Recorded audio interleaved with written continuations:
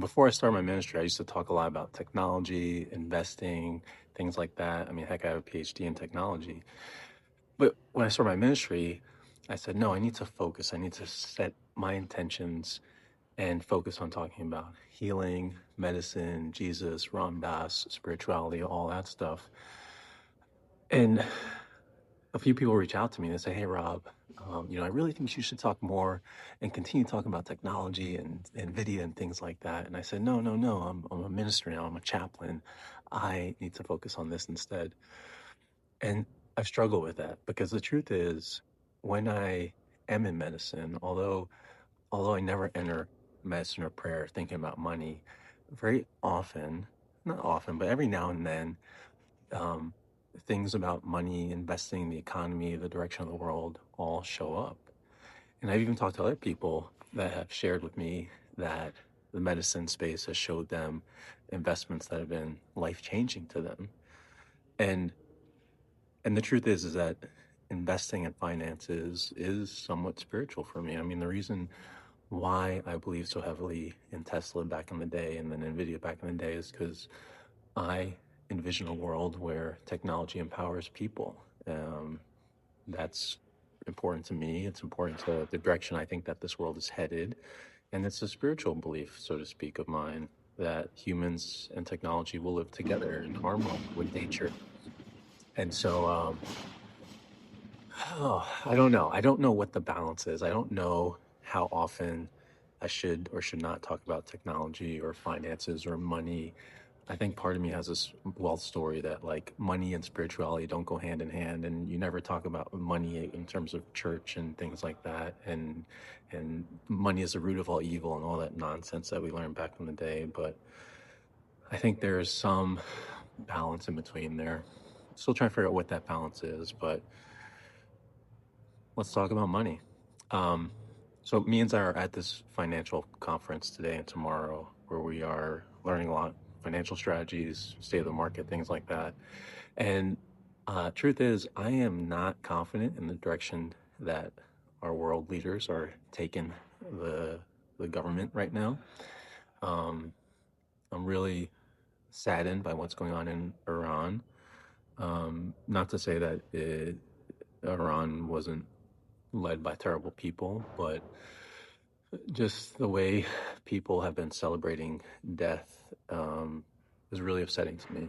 And I don't think that that is what God wants. I don't think that's living in a state of love and awareness as Jesus and Ram Dass would prefer. And I unfortunately don't think that's going to get better in the near future. I think that things are going to continue to get worse until they get better.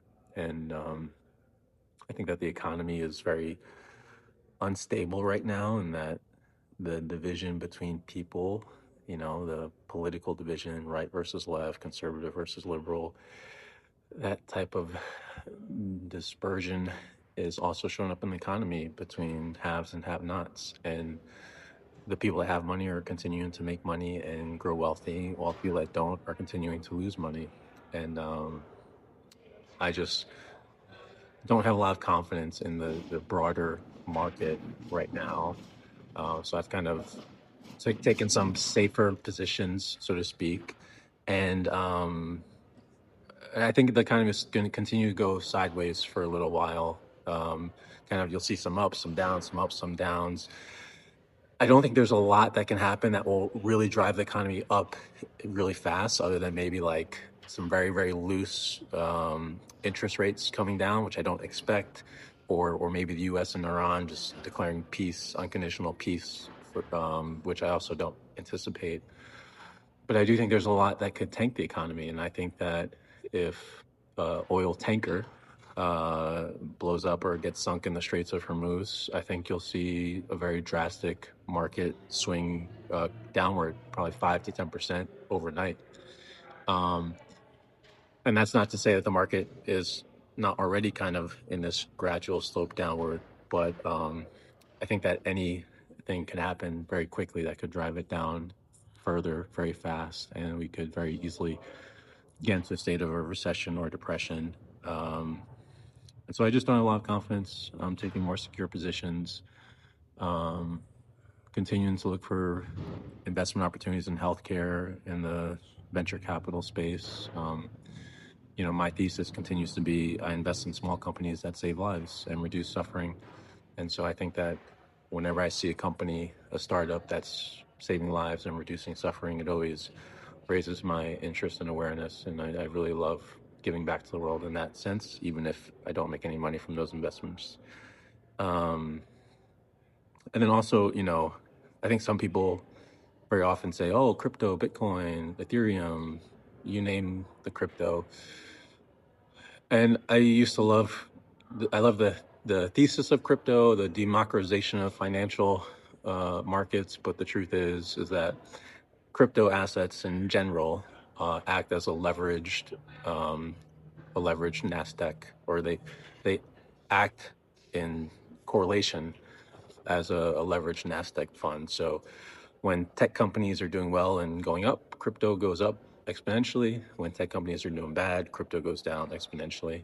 And I just think crypto is also going to trade sideways for a little while. If the tech markets drop significantly, you'll see crypto drop significantly as well. And at the end of the day, I think what I'm really looking for is more peace and love.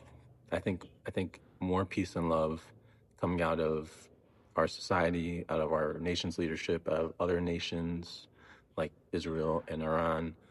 When I see more peace and love from our leaders, ultimately I think that is what gives me confidence to invest and take more aggressive positions in the growth of the economy, because I think those two things go hand in hand. So that's my weird spiritual slash financial slash outlook on things at this moment.